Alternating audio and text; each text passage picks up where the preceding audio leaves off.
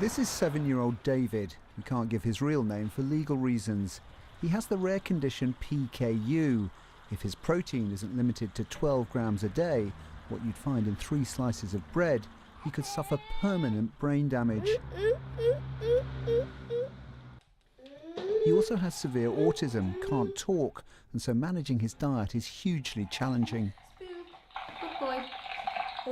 He'll sometimes run into a room if we're eating, and he will literally take food off our plates. He doesn't realise that he can't have certain things. When our son gets upset, he really gets upset. It's physical with us, physical with his siblings. He'll break things in the house. It's a meltdown, really.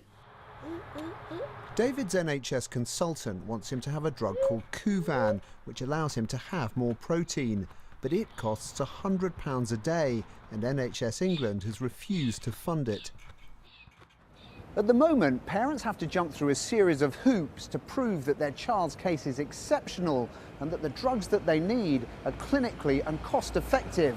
But if the legal challenge brought here today succeeds, then the best interest of the child could be put at the heart of NHS decisions on whether to provide expensive drugs. That could have a significant effect on NHS funding, and money isn't infinite. The service is under huge pressure.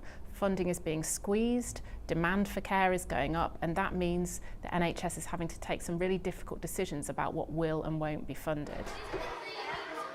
If a child with PKU is given Kuvan, it can transform their life.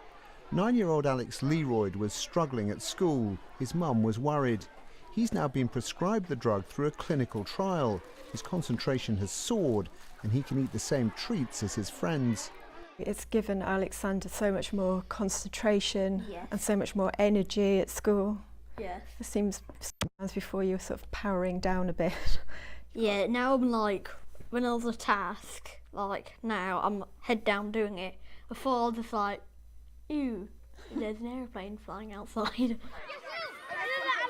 Expensive drugs can put children with rare conditions on a level playing field with their peers.